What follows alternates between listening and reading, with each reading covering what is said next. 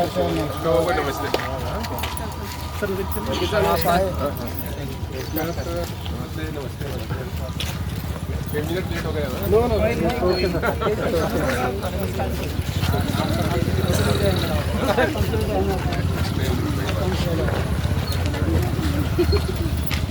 हम सब की तरफ से आपको थैंक यू कि आप हमारा मतलब बिना फीस लिए पेट लड़ रहे हैं। हम सब की तरफ से आपका बहुत बहुत धन्यवाद। कोई बात नहीं है, कोई बात नहीं है। सबसे पहले छोड़ रहे हम थोड़ी दूर हो गए सारे हमारे एक साथ तो पीछे तो पता है ये साहब, केवी को बचाना है, केवी को ही बचाना है, सिर्फ एक ही पॉइंट है।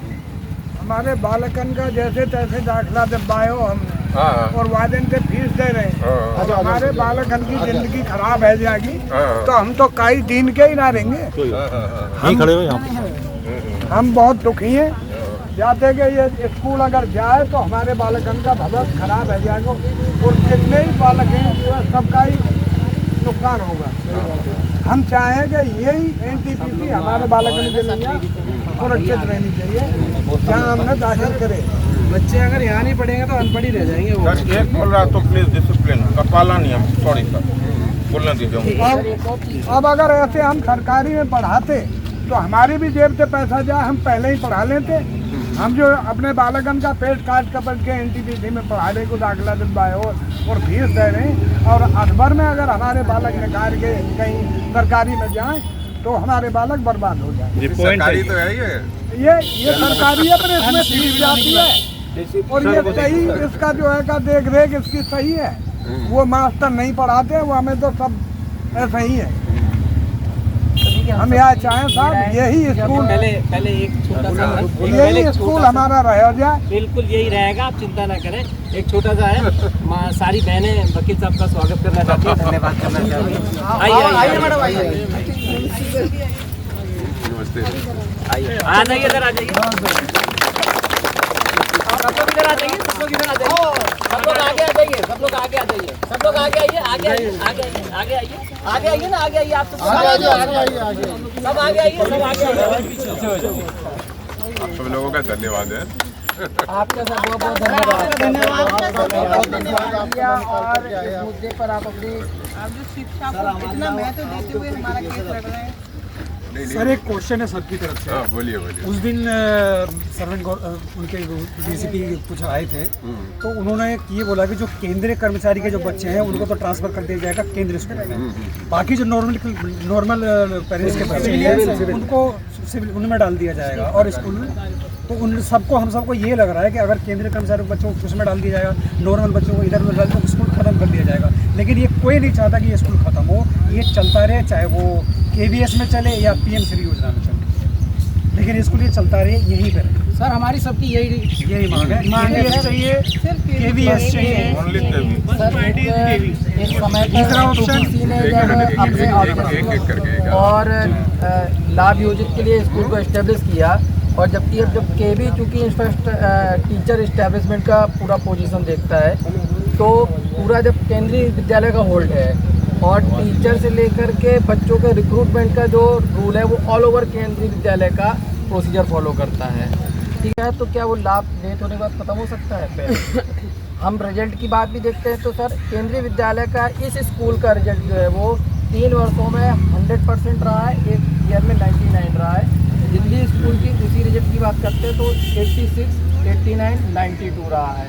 एक्सीलेंस स्कूल के भी यही रिजल्ट रहे।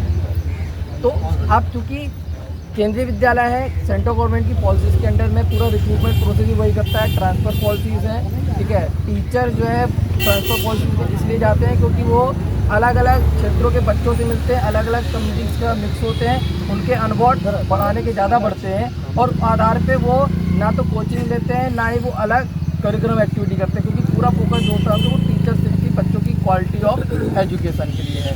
दिल्ली गवर्नमेंट के भी कई स्कूल्स के बच्चे ऐसे हैं जो कि केंद्रीय विद्यालय में इसी स्कूल में पढ़ रहे हैं, चाहे वो नॉर्मल स्कूल के हों वो एक्सीलेंस स्कूल्स के भी हैं।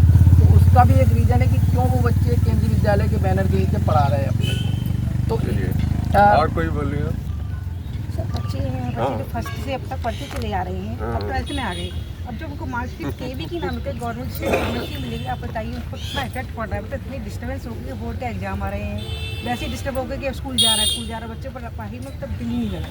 फिर वो सोचते हैं हमें ये मिल गया केवी के सर्टिफिकेट, कहीं दिखलाएंगे, क्या एक्सप्लेन करेंगे और जगह जॉब में कहीं भी कॉलेजों में, इस तरीके से हम नहीं ऐसा हो गया था, इसलिए हमें इस सर्टिफिकेट मिला है।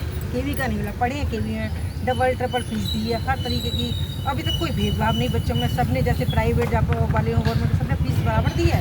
यहाँ पे आके एकदम अलग हो गए कि केवी बोल वाले गवर्नमेंट उसमें चले जाएंगे और प्राइवेट वाले इसमें चले जाएंगे। बहुत ज़्यादा फर्क पड़ रहा है। और यही चाहते हैं कि केवी किसमें पार्शलिटी ना हो, एक साथ ही रहें जैसे पढ़ते चले जा रहे हैं।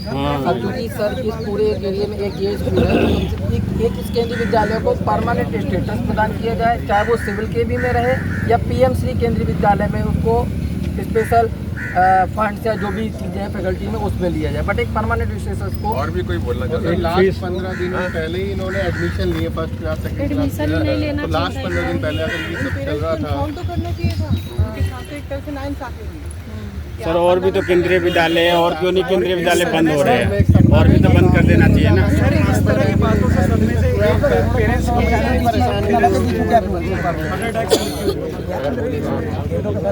चलो और कुछ पेरेंट्स इतने मतलब टेंशन में हो रहे हैं बच्चों को लेके, वो मतलब कैसे कैसे करते हैं। मैं सिंगल मदर हूँ तो मुझे पता नहीं कैसे कर रही हूँ, मेरे हस्बैंड नहीं है, तो मुझे बहुत इतना टेंशन हो रहा है सर कि कैसे पढ़ाऊंगी मैं। सभी टेंशन में यहाँ बच्चों को लेके आज तक जैसे कैसे करके यहाँ तक पढ़ा रहे हैं। आवाज ये सुनने तो आ रहा है, अचानक से एकदम इन्फॉर्म आता है कि सर दिल्ली में और भी तो केंद्रीय विद्यालय में, और क्यों नहीं बंद हो रहे हैं? फीस देने के लिए कहने रख दिया आपने, कितनी फीस होती है? सर 5,000 सिंगल मदर 3 महीने पे 5,000 रुपये हम पे करते हैं सर। और कुछ नहीं चाहिए, फीस तो बाद में होते रहता है, स्कूल रुकना चाहिए बस, और कुछ नहीं चाहिए।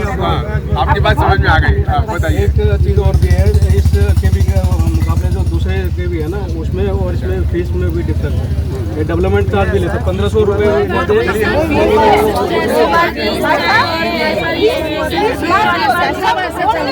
चाहिए बस, और कुछ नहीं।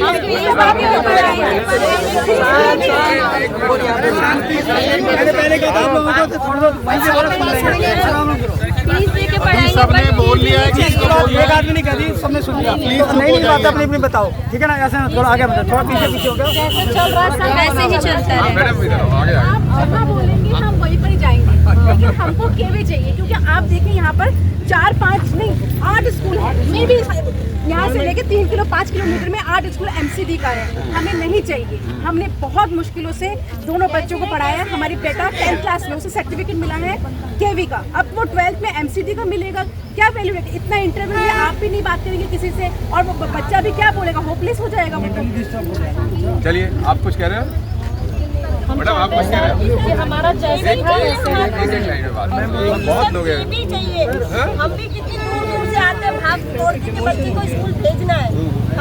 2-3 किलोमीटर से हम पैदल चल के अपने बच्चों को लेके, शाम को भी यही होता है, ट्रैफिक होता है दुनिया भर का, फिर भी अपने बच्चों को छोड़ और आप क्या कह रहे हैं? सर एक चीज़ कहनी है, और दूसरी एक ब्रांड के नाम पे बच्चे क्या है थोड़ा सा पढ़ने में इंटरेस्ट लेते हैं।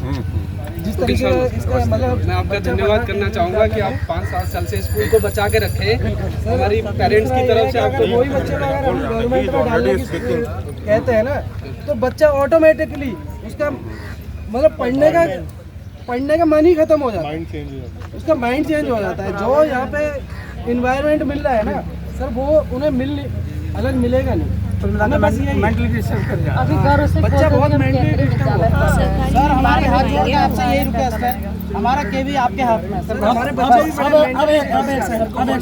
बोलेंगे, सर बोलेंगे, कोई सब सुनेंगे। बहुत बहुत धन्यवाद। हमारी स्कूल बचा लीजिए सर, एक ही एजुकेशन हमेशा आगे बढ़ना चाहिए सर। अब सभी लोग साइलेंट हो जाएंगे। तो मैं केंद्रीय विद्यालय के महत्व को समझता हूँ, और मेरा अक्सर ये कहना होता है कि हिंदुस्तान के जितने भी सरकारी स्कूल हैं उनको कम से कम केंद्रीय विद्यालय के लेवल पे कर दो। बिल्कुल सर, जिससे कि देश में जो सरकारी स्कूल है वो स्थिति सही नहीं, ठीक तरीके से काम कर सके। तो और ये बात दिमाग में थी जब मैंने केस डाला था आपका कि ये केंद्रीय विद्यालय रहना चाहिए, और आज की तारीख में जहाँ तक हमारे कोर्ट के केस की बात है, ये केंद्रीय विद्यालय ही है और अभी मुझे नहीं लगता कि आने वाले वक्त में इसको बदला जा सकता है। आप लोग एजिटेट कर रहे हो क्योंकि कोर्ट के बहुत क्लियर ऑर्डर है फिलहाल आपके फेवर में, और आप लोग एजिटेट कर रहे हो, आप लोग करिए, उसमें कोई मुझे दिक्कत नहीं है। हैंड बिल निकालिए, पोस्टर निकालिए, जुलूस निकालिए, मार्च भी कर सकते हैं। मार्च भी कर सकते हैं आप जहाँ बोलेंगे। नहीं, मैं नहीं कुछ कह रहा, आप लोग करिए, मैं अपना काम कर रहा हूँ, आप लोग अपना काम बच्चों के लिए करेंगे, जितना होगा उतना करेंगे। और फिलहाल मुझे कोई ऐसी दिक्कत दिख नहीं रही है। कोई आएगी तो फिर हम लोग बैठकर बात करेंगे और देखेंगे कि क्या करना है। अभी कोई फिलहाल दिख नहीं रही है, तो इसलिए आप लोग लेकिन अपने लेवल पे जो भी चाहे वो कर सकते हैं, मेरी तरफ से फ्री है। सर ऐसा तो नहीं कि अभी जैसे उन्होंने इंस्पेक्शन कराया तो हम लोग का केस अगर बढ़ा रहा है बीच में, वो लोग कर नहीं सकते ऐसा तो नहीं है। कोर्ट के अंदर मामले में कुछ नहीं कर सकते।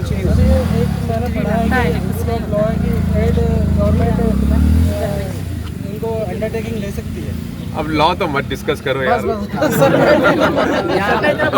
लॉ हमारे पास ही छोड़ दो।